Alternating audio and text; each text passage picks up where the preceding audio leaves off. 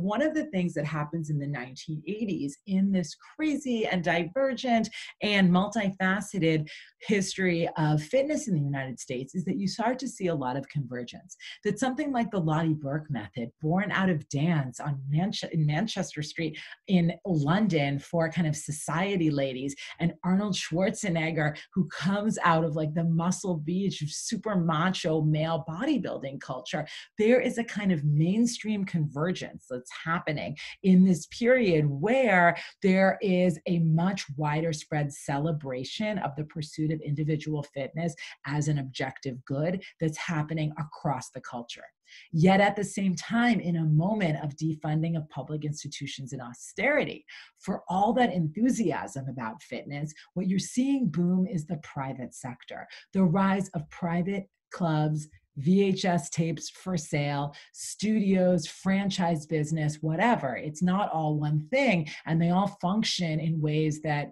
are great for some people and not so great for other people. But it's the private realm, which is really, really booming in this period, but for the very public, but I think not always with a lot of substance, professions of support for fitness culture that you see with Ronald Reagan on a Nautilus machine in a magazine spread, or George Bush pointing a bodybuilder to the Presidential Council for Youth Fitness.